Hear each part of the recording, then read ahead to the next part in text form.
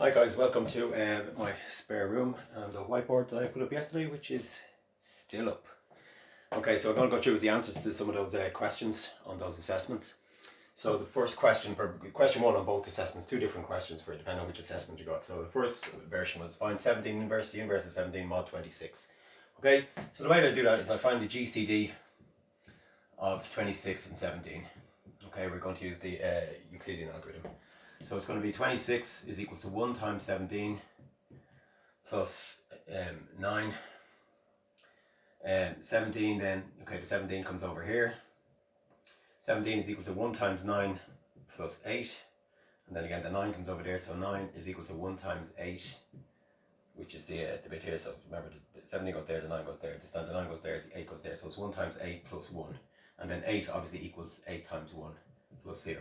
So the GCD is the last non-zero remainder. Okay, so the last non-zero remainder is the 1 here. So the fact that it's 1 means that their solution exists. Okay, they're relatively prime to each other. So what I then do use is the extended Euclidean algorithm to find the actual number. What is the inverse of 17? Okay, so I go 1 equals. So basically, I'm starting from here. So 1 equals. It's 9 is equal to 8 plus 1. So 1 is equal to 9 minus 8. So it's 1 9 minus 1 8. Okay, these are the numbers we use, the ones in the brackets, right? 9 and 8. Okay, and then I'm going to replace. You can check this each time. No, 9 minus 8 is equal to 1. That checks. Okay, I'm going to replace the smaller number, which is the 8. So the 8 is equivalent to, from this line here, the 8 is equivalent to 17 minus 9. Okay, 17 is 9 plus 8. Then 8 is obviously equal to 17 minus 9. So I'm going to replace 1 times 9 stays the same, and 1 times, instead of the 8, I've got 17 minus 1 9. So I tidy that up. So that's minus 1 by minus 1 is plus 1. So that's basically plus 9. So I've got 2 9s. 2 9s minus 1 17. Okay, and that still checks because obviously 18 minus 17 is still 1. Okay, and finally I replace the 9. The smaller of these two is the 9. I'm going to replace the 9. And from the first line we had 26 is equal to 17 plus 9. So obviously 9 equals 26 minus 17. So we've got 2 times 26 minus 117.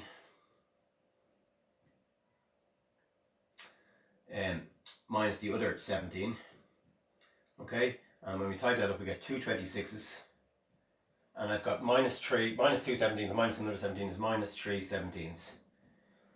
Okay, so that means 1 equals 2 26s minus 3 17s, which is 52 minus 51, so that checks. So that means that 17 inverse mod 26 is the coefficient here, because we're working mod 26, okay? 1 equals, if I work this here, mod 26, right? The idea that's actually going on here is mod 26 is being, that will just disappear because it's divisible. 2 26 is divisible by 26. So 1 equals minus 3 17. So the inverse of 17 must be the minus 3. So that's equal to minus 3. And again, because we're working mod 26, we prefer a positive number. So I add a multiple of 26 onto that and I get the answer, which is 23.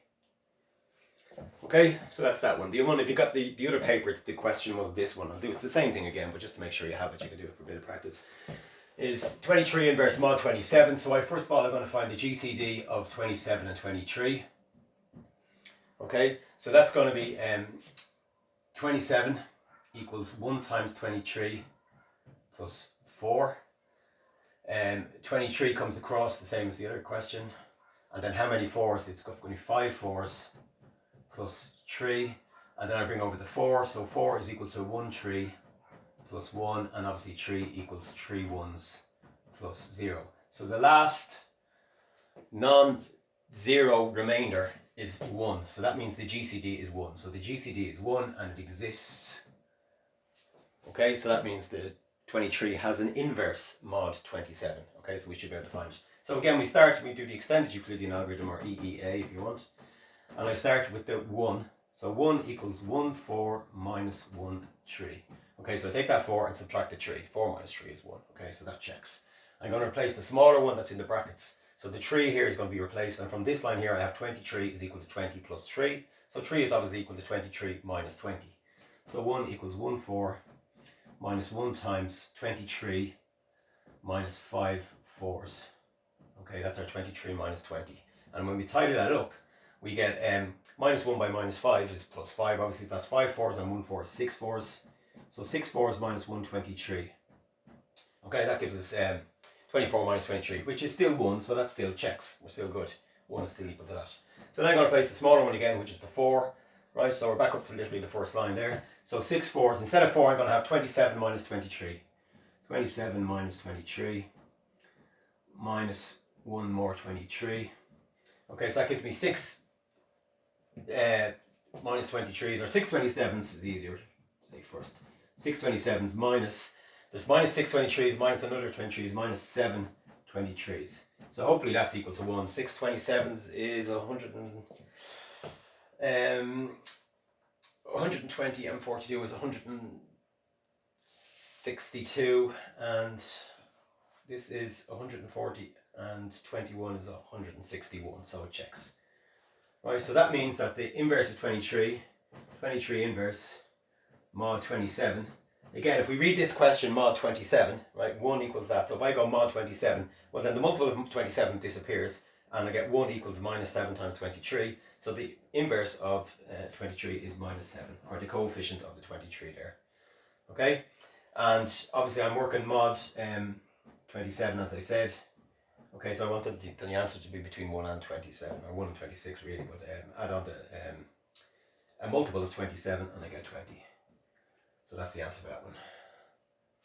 Okay, and you can check these two answers, by the way, if you wanted. The way to check it would be, if I wanted to check, let's say, I could go 23 times 20, which is 460, and then divide that by, or just do that mod 27.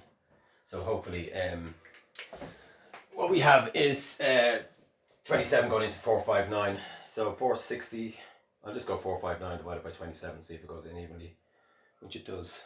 I don't know if you can see my phone because I left my calculator in the office and I can't go back in. But it goes in 17 times, so it's correct. Okay, the answer is 20. So that's it. Thanks.